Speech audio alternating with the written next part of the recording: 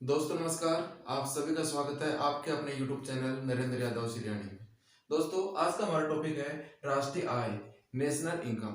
दोस्तों वैसे तो हम इस टॉपिक को अपना जो वस्तुनिष्ठ प्रश्न बैंक आया है राट पब्लिकेशन के माध्यम से, उसके माध्यम से इसको करवाएंगे, लेकिन फिर भी इसके संबंधित जो कॉन्सेप्ट हैं, ये GDP, NDP, GNP, NNP, NI, MPFC वगैरह, इन कॉन्सेप्ट को क्लियर करना ज्यादा जरूरी है। अगर ये कॉन्सेप्ट हमारे क्लियर हो गए तो राष्ट्रीय आय से संबंधित जो प्रश्न आएगा वो हमारा बिल्कुल भी गलत नहीं हो सकता। तो इस वीडियो के माध्यम से हम कोशिश करेंगे, और कोशिश का मैं आपसे वायदा करता हूं कि इनसे संबंधित कॉन्सेप्ट आपके क्लियर हो जाएंगे, कैसे इनको ट्रांसफर करना है वो सारी चीजें स्पष्ट हो जाएंगी और आपका प्रश्न गलत नहीं होगा। और इस वीडियो के बाद में हम अपनी ऑब्जेक्टिव टाइप बुक के माध्यम से भी इस टॉपिक को कवर करवाएंगे। सबसे पहले हम देखते हैं ये जो टॉपिक है, ये जो कॉन्सेप्ट है, इनकी फुल फॉर्म देखते हैं सबसे पहले हम, उसके बाद में इनको भी ट्रांसफर कैसे करते हैं, किसमें क्या शामिल है, उसके बारे में हम अध्ययन करेंगे। चलो स्टार्ट करते हैं। जीडीपी, ग्रोस डोमेस्टिक प्रोडक्ट, यानी कि सकल घरेलू उत्पाद। एनडीपी, नेट डोमेस्टिक प्रोडक्ट, यानी कि शुद्ध घरेलू उत्पाद। जीएनपी, ग्रोस नेशनल प्रोडक्ट, यानी कि सकल राष्ट्रीय उत्पाद। एनएनपी, नेट नेशनल प्रोडक्ट, यानी कि शुद्ध राष्ट्रीय उत्पाद। एनआई, नेशनल इनकम, यानी राष्ट्रीय आय। एमपी, मार्केट प्राइस, यानी कि बाजार मूल्य पर। और एफसी, फैक्टर कॉस्ट, यानी साधन लागत के ऊपर। एनएफआईए, यानी कि net factor cost income from abroad, यानी कि विदेशों से प्राप्त शुद्ध साधन आय। इसके अंदर एक्स माइनस एम, एक्स का मतलब होता है कि जो अपने देश के जो लोग विदेशों में रहते हैं वो जो इनकम करके लेके आएंगे वो एक्स, और एम मतलब अपने देश के अंदर जो विदेशी लोग रहते हैं जो यहाँ से इनकम करके अपने देश लेके जाएंगे। एंड एक्स माइनस एम बराबर में एन एफ आई, यानी विदेशों से प्राप्त शुद्ध साधन आय। इसको हम अच्छे से समझेंगे। अब देखो इसके अंदर हमें कंफ्यूज नहीं होना है कि जीडीपी की फुल फॉर्म क्या है, एनडीपी क्या है, कुछ नहीं। अपने को एक एक वर्ड पकड़ना है, एक एक वर्ड के हिसाब से हमें काम करना है। देखिए सबसे पहले लास्ट में जो पी आ रहा है, इन चार वर्ड को हम देख लेते हैं, इन चार कॉन्सेप्ट को देख लेते हैं। सबसे पहले हम पी मतलब प्रोडक्ट, उत्पाद, तो इसके ऊपर तो हमें ध्यान देना ही नहीं है, ये तो कॉमन चीज है, सब में है, ठीक है। अब बात करते हैं पहले वाली जी की।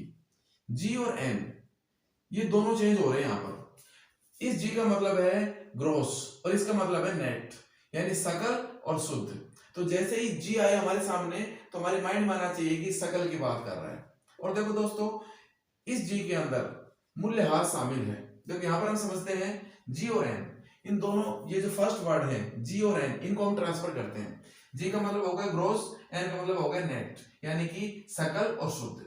अब देखो जी के अंदर, जी और एन के अंदर जो ट्रांसफर होगा वो केवल मूल्यह्रास के कारण होगा, ठीक है। कैसे भाई, जी के अंदर, जी मतलब सकल, ठीक है, मतलब ग्रोस, इसके अंदर मूल्यह्रास शामिल है, ठीक है। और अगर इसके अंदर मूल्यह्रास शामिल है, जी में से मूल्यह्रास घटा देंगे तो एन बचेगा, मतलब एन में मूल्यह्रास शामिल नहीं है।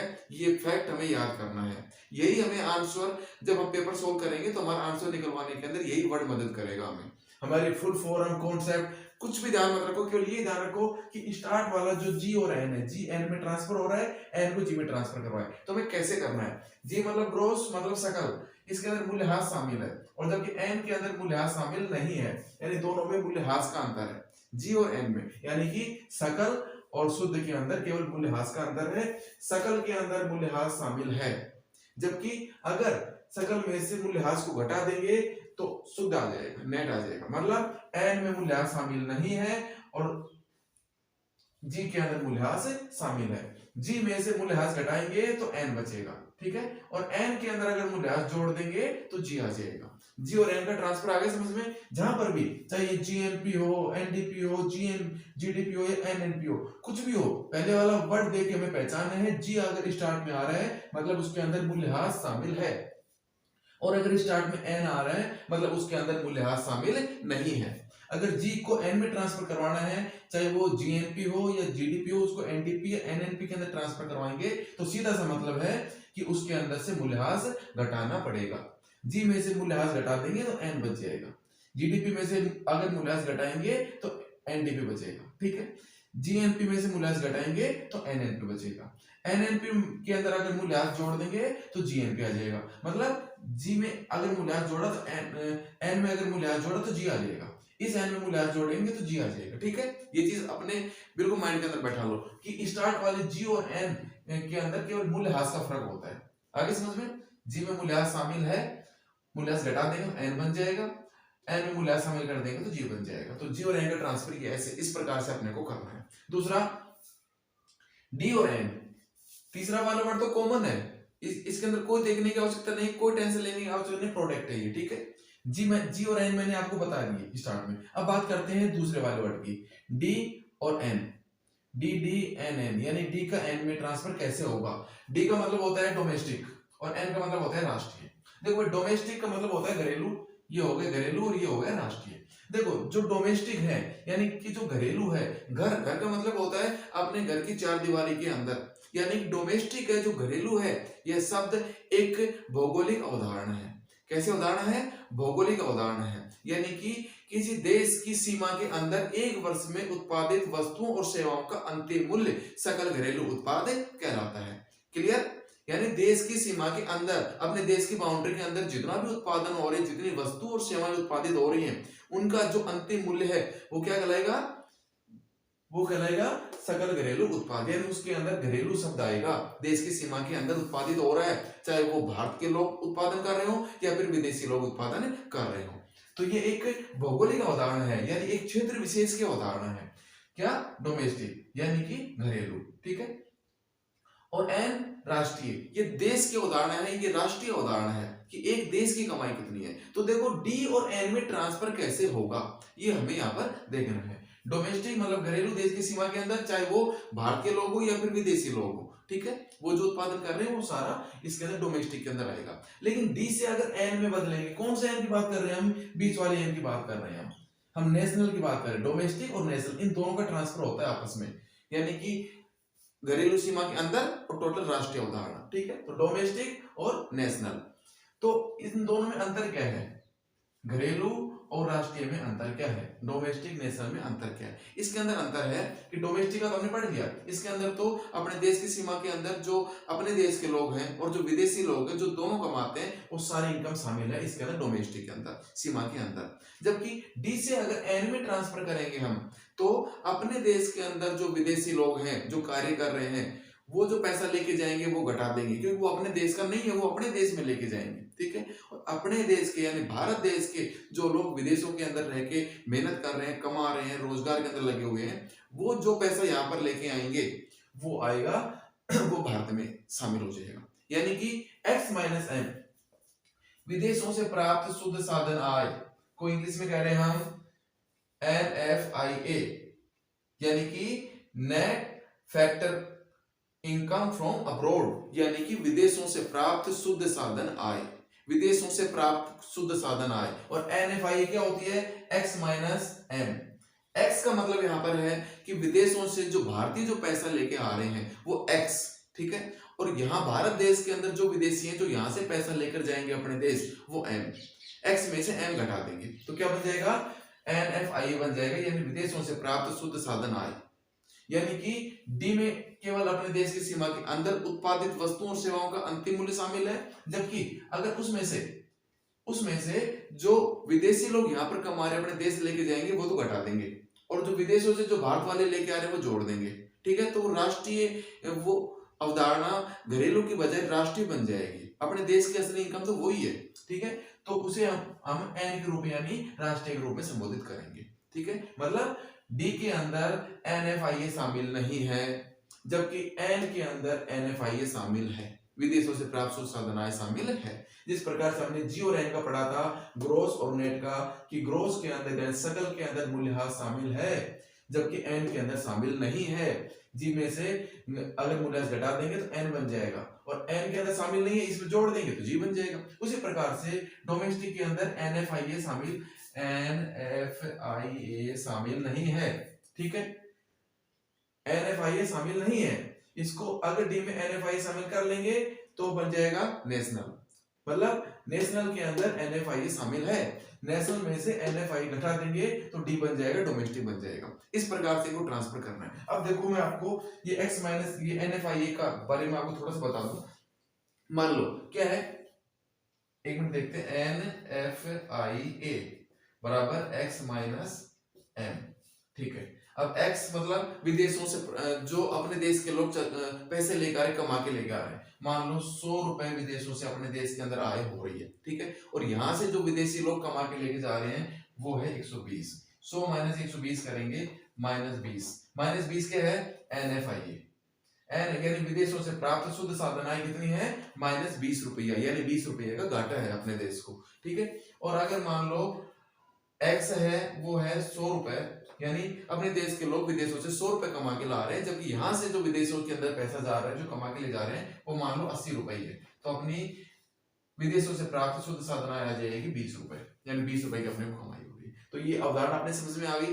ठीक है, अब ये चीज यहां तक अपने समझ में आ गया। अब हमने को जीडीपी एनडीपी ये देखने की आवश्यकता नहीं है, केवल अपने को वर्ड देखना है कि कौन कौन सा वर्ड है। अब देखो एक बार ये एग्जांपल देख लेते हैं चारों का। जीडीपी, अब जीडीपी देखते ही अपने दिमाग में क्या चीज आनी चाहिए वो एक बार स्पष्ट कर लो। जी, जी आ रहा है पहला वर्ड, मतलब मूल्यह्रास शामिल है। ठीक है, यानी कि सकल, सकल डोमेस्टिक यानी घरेलू उत्पाद, यानी जी का मतलब इसमें मूल्यह्रास भी शामिल है और इसके अंदर विदेशों से प्राप्त साधन आय शामिल नहीं है। अगर इसके अंदर हम मूल्यह्रास इसमें से घटा देंगे, इसमें जीडीपी में से, तो क्या बन जाएगा? एनडीपी। केवल जो वर्ड घटा रहे हैं वो ही चेंज होगा, जीडीपी है पूरा। ठीक है, अगर इसमें से मूल्यह्रास कम कर रहे हैं तो मतलब जी से एन बनेगा, केवल डीपी सेम रहेगा, एनडीपी बन जाएगा। ठीक है, और अगर जीडीपी है ये, ठीक है, अगर इसमें से इसमें हम एनएफआईए जोड़ देंगे, यानी विदेशों से प्राप्त शुद्ध साधन आय हमने जीडीपी में जोड़ दी। ठीक है, तो क्या बन जाएगा? डी चेंज होगा, केवल डी का एन बन जाएगा, जीडीपी की बजाय हो जाएगा जीएनपी, यानी सकल राष्ट्रीय उत्पाद, यानी घरेलू शब्द को राष्ट्रीय बदल जाएगा। जो शब्द हम चेंज करेंगे केवल वो ही चेंज होगा। एनएनपी है, एन मतलब नेट, मतलब इसके अंदर मूल्यह्रास शामिल नहीं है और इसके अंदर एनएफआईए शामिल है, एनएनपी हो गया। जीएनपी है, यानी इसके अंदर मूल्यह्रास शामिल है और इसके अंदर विदेशों से प्राप्त शुद्ध साधन आय भी इसके अंदर शामिल है, क्योंकि एन आ रहा है यहाँ पर, डी नहीं आ रहा, डोमेस्टिक नहीं आ रहा है। तो इस प्रकार से हमें एक एक वर्ड को ट्रांसफर करना है, जी एन को ट्रांसफर करना है मूल्यह्रास से और डी और एन को ट्रांसफर करना है हमें विदेशों से प्राप्त शुद्ध साधन आय से। तो ये चीज क्लियर हो गई हमारी। अब देखो आगे, अब दो वर्ड और आते हैं। अब देखो जो एनएनपी है, एनएनपी को ही एनआई कहते हैं। एनएनपी मतलब शुद्ध राष्ट्रीय उत्पाद, दोनों एन आ गए, दोनों वर्ड ट्रांसफर हो गए, जी भी ट्रांसफर कर दिया, डी भी ट्रांसफर कर दिया। जी का भी एन बन गया, मतलब इसमें से मूल्यह्रास घटा दिया, और डी का भी एन बन गया, मतलब इसके अंदर विदेशों से प्राप्त शुद्ध साधन आय भी शामिल है। एनएनपी आ गया। अब एनएनपी अगर एफसी पे होगी, मतलब साधन लागत पे होगी, तो इसे एनआई कहेंगे, यानी एनएनपी एट एफसी बराबर एनआई, यानी कि शुद्ध राष्ट्रीय उत्पाद अगर साधन लागत पर है तो उसे ही हम राष्ट्रीय आय कहेंगे। अब देखो एनपी और एफसी का क्या मैटर है, ये थोड़ा सा और समझ लेते हैं, फिर हमारा कॉन्सेप्ट ये क्लियर है पूरी तरीके से। देखो दोस्तों, एमपी का मतलब होता है मार्केट प्राइस, यानी कि बाजार मूल्य पर, और एफसी मतलब फैक्टर कॉस्ट, यानी साधन लागत पर। अब समझो थोड़ा सा,